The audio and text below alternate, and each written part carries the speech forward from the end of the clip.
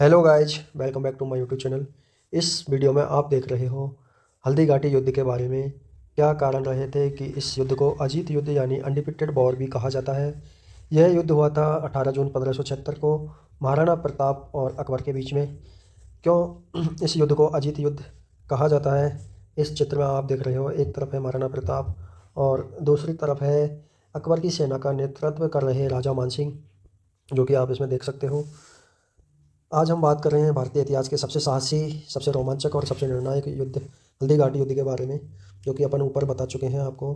इसमें एक तरफ थे स्वतंत्रता के प्रतीक महाराणा प्रताप और दूसरी तरफ मुगल साम्राज्य की ताकत अकबर की विशाल सेना थी।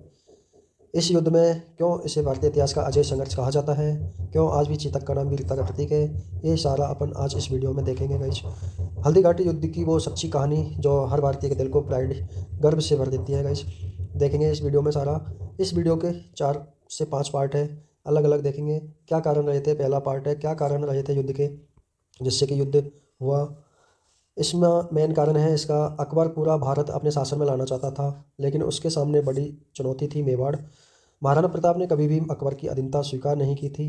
अकबर ने कहा संधि करो, लेकिन प्रताप ने कहा मेवाड़ की धरती पर स्वतंत्रता का सूरज कभी नहीं डूबेगा। जिसके कारण ये युद्ध हुआ गाइस। युद्ध भूमि जो कि हल्दी घाटी के नाम से जानी जाती है। इस युद्ध भूमि हल्दी घाटी, जिसे भारत की थर्मोपल्ली भी कहा जाता है गाइस। ये क्वेश्चन बहुत ज़्यादा आता है, भारत की थर्मोपल्ली किससे कहा जाता है, तो हल्दी घाटी को कहा जाता है।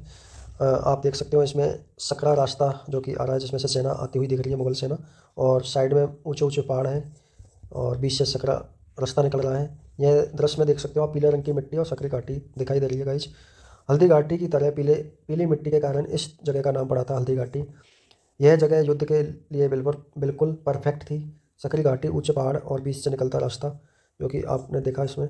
मुगल सेना चाहे जितनी बड़ी होती, अंदर आने पर फंसी जाती गाइस। यह रणनीति बनाई थी महाराणा प्रताप ने। भारत की थर्मोपल्ली हल्दी घाटी को कहा जाता है, जिसका नाम इतिहासकार कर्नल टॉड ने रखा था।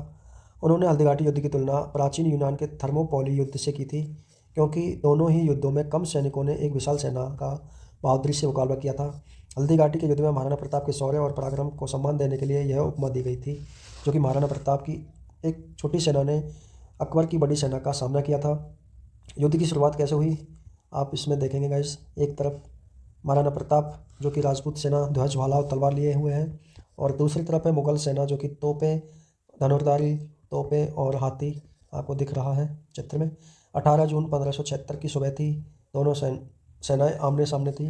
महाराणा प्रताप अपने घोड़े चेतक पर सवार थे, नीली ध्वजधारी सेना के साथ। दूसरी ओर अकबर की सेना का नेतृत्व कर रहे थे राजा मानसिंह, जो कि हाथी पे दिख रहे हैं आपको। हाथी पे राजा मानसिंह जो कि अकबर की सेना का नेतृत्व कर रहे हैं, और ये धनुर्धारी अकबर की सेना में और तोपे का इस्तेमाल किया गया था। और दूसरी तरफ है महाराणा प्रताप जो कि राजपूत सेना का ध्वज, भाला और तलवारें जो दिख रही है आपको चित्र में। युद्ध की पहली टक्कर इतनी भयानक थी कि घोड़ों और तोपों से धरती कांप उठी थी गाइस।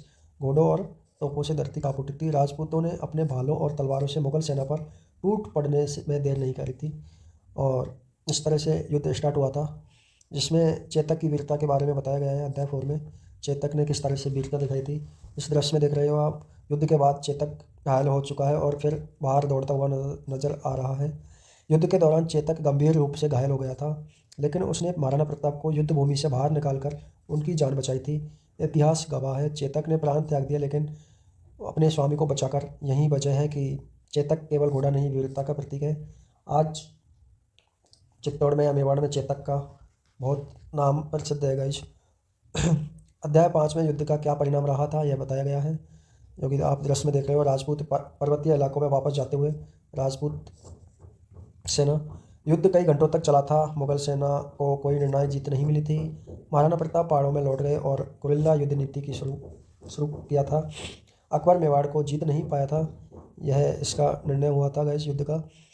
अध्याय 6 में बताया गया क्यों कहते हैं यह युद्ध अजीत था या अनडिफिटेड पावर कहा जाता है इसको। इस दृश्य में बताया गया महाराणा प्रताप जंगलों में शासन पुनः स्थापित करते हुए दिखाया गया है। इस जंगल में महाराणा प्रताप पुनः अपना शासन स्थापित कर रहा है। इस युद्ध को अजीत युद्ध यानी अनडिफिटेड वॉर कहा जाता है, क्योंकि प्रताप पराजित नहीं हुए थे। मुगल सेना मेवाड़ पर नियंत्रण नहीं कर सकी थी। प्रताप ने बाद में अपने क्षेत्र को फिर से स्वतंत्र कराया था।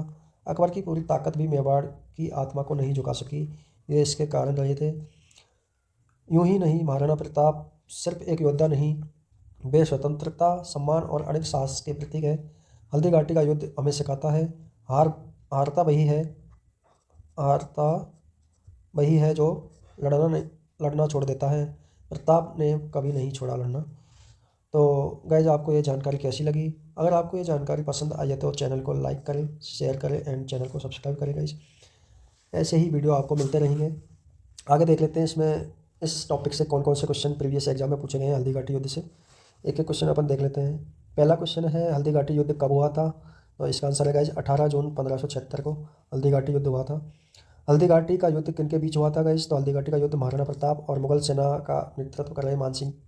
ठीक है। अगला है, हल्दी घाटी युद्ध में मुगल सेना का सेनापति कौन था? तो हल्दी घाटी युद्ध में मुगल सेना का सेनापति था राजा मानसिंह कछवा राजपूत।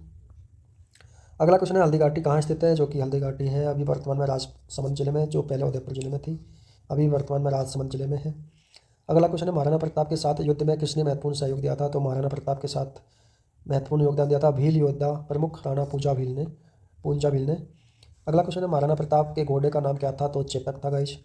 अगला क्वेश्चन है, हल्दी घाटी युद्ध का परिणाम क्या था? तो यह युद्ध अनिर्णायक था, neither side achieved decisive victory. ठीक है गाइज। और हल्दी घाटी का नाम ऐसा क्यों पड़ा? तो इसका नाम इसलिए पड़ा, घाटी की मिट्टी पीली और हल्दी जैसी थी, इसलिए इस घाटी का नाम पड़ा था हल्दी घाटी। और हल्दी घाटी युद्ध में किस राजपूत योद्धा ने अद्भुत वीरता दिखाई थी? तो हकीम खान सूर ने, मामा साय ने और राम साय तोमर व उनके पुत्र ने हल्दी घाटी युद्ध में अद्भुत वीरता दिखाई थी। युद्ध के बाद महाराणा प्रताप कहाँ गए? तो युद्ध के बाद गए पर्वतीय और जंगली क्षेत्र में और गए थे और वहाँ जाकर गुरिल्ला युद्ध जारी रखा। अगला क्वेश्चन है गाइज, महाराणा प्रताप ने अकबर की अधीनता क्यों अस्वीकार की? तो स्वतंत्रता और स्वाभिमान की रक्षा हेतु। अगला क्वेश्चन है, हल्दी घाटी युद्ध में किसने प्रताप को युद्ध भूमि से बाहर निकाला था? तो अनुमति सिंह और झालामान ने। अगला क्वेश्चन है, चेतक किस नदी को पार करते समय शहीद हुआ? तो गाइज, चेतक जो है बनास नदी को पार करते हुए शहीद हुआ था, जो कि कुंभलगढ़ क्षेत्र के पास है बनास नदी। अगला क्वेश्चन है गाइज, हल्दी घाटी युद्ध में किसने प्रताप की जीवन की रक्षा करी थी? महाराणा प्रताप की। तो झालामान ने। अगला क्वेश्चन है, हल्दी घाटी युद्ध किस राज्य की स्वतंत्रता से संबंधित था? तो मेवाड़ से। ठीक है गाइज। अगला क्वेश्चन देख लेते हैं, हल्दी घाटी युद्ध को अजीत युद्ध क्यों कहा जाता है? तो क्योंकि प्रताप पराजित नहीं हुए, उन्होंने बाद में मेवाड़ का बहुत बड़ा हिस्सा पुनः जीत लिया, इसलिए अजीत युद्ध कहा जाता है। हल्दी घाटी युद्ध के बाद प्रताप ने कौन सी युद्ध नीति अपनाई थी? तो गुरिल्ला युद्ध नीति अपनाई थी। और हल्दी घाटी युद्ध में अकबर स्वयं को क्यों नहीं आया? हल्दी घाटी युद्ध में अकबर स्वयं क्यों नहीं आया था? तो उसने अपने विश्वसनीय सेनापति राजा मानसिंह को भेजा था। अगला क्वेश्चन है, हल्दी घाटी युद्ध के दीर्घकालिक प्रभाव क्या थे? तो मेवाड़ की स्वतंत्रता लंबे समय तक सुरक्षित रही। अगला क्वेश्चन है, हल्दी घाटी युद्ध का सबसे महत्वपूर्ण भौगोलिक लाभ क्या था? तो इसका महत्वपूर्ण लाभ था सकरा दर्रा, सकरी घाटी, इससे छोटी सेना भी बड़ी सेना को रोक सकती थी गाइस। यह नीति अपनाई थी महाराणा प्रताप ने, सकरी घाटी। तो आप देख सकते हो गाइस, ये थे क्वेश्चन जो कि हल्दी घाटी टॉपिक से अभी तक पूछे जा चुके हैं, आगे भी पूछे जाएंगे। मिलते हैं नेक्स्ट वीडियो में, तब तक के लिए बाय। ऐसी ही वीडियो के लिए आप चैनल को सब्सक्राइब कर सकते हो। Thank you guys.